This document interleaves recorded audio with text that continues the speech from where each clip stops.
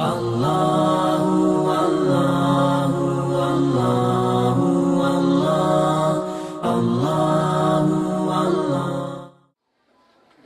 بخاری رحمۃ اللہ علیہ اپنی کتاب کے آخر میں جو حدیث مبارکہ لائے ہیں اس کے اندر امام بخاری رحمۃ اللہ علیہ نے ایک عقیدے کے مسئلے کو بیان فرمایا ہے۔ امام بخاری رحمۃ اللہ علیہ جو باب لائے ہیں وہ یہ فرماتے ہیں کہ قیامت والے دن انسانوں کے اعمال کو میزان کے اندر تولا جائے گا۔ اس امت میں ایک فرقہ گزرا ہے معتزلہ، ان کا یہ کہنا تھا کہ اعمال کو نہیں تولا جائے گا۔ وہ کہتے تھے کہ جس طرح نماز ایک عمل ہے، اب نماز نظر بھی نہیں آتی، ہم نماز کو دیکھ بھی نہیں سکتے، تو پھر ہم نماز کو تول کیسے سکتے ہیں؟ اسی طرح روزہ بھی ایک نیک عمل ہے، لیکن ہم روزے کو دیکھ نہیں سکتے، چھو نہیں سکتے، تو ہم روزے کو کس طرح تول سکتے ہیں؟ تو اس فرقے نے اپنے عقل کے گھوڑوں کو دوڑایا اور مات کھا گئے، کیونکہ وہ عقل کے پیچھے چلنے والے تھے۔ جبکہ امام بخاری رحمۃ اللہ علیہ یہ باب قائم کر کر فرمانا چاہتے ہیں کہ نہیں، اپنی عقل کے پیچھے چلنے کی بجائے تم قرآن اور حدیث کے پیچھے چلو۔ جب اللہ تعالیٰ فرما رہے ہیں کہ میزان قائم ہوگا، حضور صلی اللہ علیہ وسلم کے فرامین بھی موجود ہیں، تو ہمیں اس کے اوپر ایمان لانا ہے، چاہے ہماری عقل مانے یا نہ مانے۔ اب آپ غور کیجئے کہ امام بخاری رحمۃ اللہ علیہ اس بخاری شریف میں جو پہلی حدیث مبارکہ لائے ہیں وہ ہے انما الاعمال بالنیات، اعمال کا دار و مدار نیتوں پر ہے۔ لیکن جو حدیث مبارکہ آخری لائے ہیں وہ ہے میزان کے اوپر، کہ انسان کے اعمال کو تولا جائے گا۔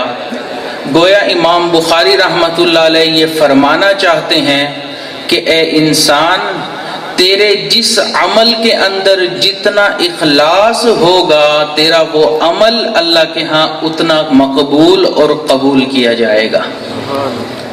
اس لیے نبی علیہ الصلوۃ والسلام نے ارشاد فرمایا، لا تسبوا اصحابی، میرے صحابہ کو گالی مت دو، لا تسبوا اصحابی، میرے صحابہ کو گالی مت دو، کیونکہ اگر تم میں سے کوئی شخص احد پہاڑ کے برابر بھی سونا صدقہ کر دے تو میرے کسی صحابی کے ایک مد یا اس سے کم میں جو انہوں نے جو صدقہ کی ہوگی اس کا مقابلہ نہیں کر سکتا، کیونکہ صحابہ کرام میں جو اخلاص تھا وہ اخلاص باقی امتوں سے بہت اعلیٰ و ارفع تھا۔ تو امام بخاری رحمۃ اللہ علیہ یہ فرمانا چاہتے ہیں کہ اپنے اعمال کے اندر انسان وزن پیدا کرے، اور وہ وزن اخلاص کے ذریعے پیدا ہوگا۔ کہ امام بخاری رحمۃ اللہ علیہ نے فرمایا وَأَنَّ أَعْمَالَ بَنِي آدَمَ وَقَوْلَهُمْ يُوزَنْ، کہ قیامت والے دن جب میزان قائم ہوگا تو بنی آدم کے جو اقوال ہوں گے، جو انسان بولتا ہے، اس کو بھی تولا جائے گا۔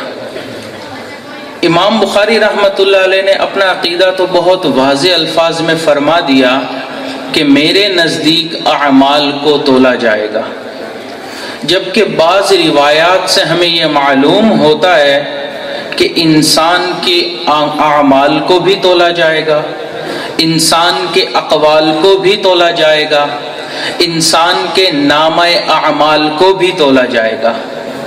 حتیٰ کہ بعض روایات سے یہ بھی معلوم ہوتا ہے کہ انسان وہ اسباب جن کو اختیار کر کے نیک عمل کرتا ہے، ان اسباب کو بھی تولا جائے گا۔ مثال کے طور پر انسان وضو کرتا ہے اور اس کے لیے سبب ہے پانی، تو اس وضو کے پانی کو بھی تولا جائے گا۔ انسان جہاد میں شرکت کرنے کے لیے گھوڑا پالتا ہے اس گھوڑے کو اور اس کی باقی جزیات کو بھی میزان کے اندر تولا جائے گا۔ اب اس سوال یہ پیدا ہوتا ہے کہ پھر یہ جو اتنی احادیث میں موجود ہے کہ نامہ اعمال تولا جائے گا، اقوال تولے جائیں گے، اعمال تولے جائیں گے، تو یہ اتنی جو مختلف روایات ہیں ان کو پھر کیسے سمجھا جائے؟ تو سمجھ لیجئے کہ اللہ رب العزت قیامت کے دن کے مالک ہیں، قیامت کے دن کے مالک ہیں۔ اگر انسان دنیا میں ایک گھر کا مالک ہو، اس کو اختیار ہوتا ہے کہ وہ اپنے گھر میں فرنیچر جس مرضی طرح رکھنا چاہے وہ رکھ سکتا ہے۔ کوئی اس سے پوچھ نہیں سکتا کہ آپ نے اپنے گھر میں یہ کرسی اس جگہ کیوں رکھی، اس جگہ کیوں نہیں رکھی، آپ نے یہ بیڈ اس جگہ کیوں رکھا، اس طرف کیوں نہیں رکھا۔ بالکل اسی طرح اللہ تعالیٰ قیامت کے دن کے مالک ہیں، وہ جس کا چاہیں گے عمل تولنا اس کے نامہ اعمال کو تول دیں گے، جس انسان کے اقوال تولنا چاہیں گے اقوال تول لیں گے۔ یہ اللہ رب العزت کے اوپر ہے، اللہ تعالیٰ قیامت والے دن کس انسان کا کیا چیز تولنا پسند فرما لیتے ہیں۔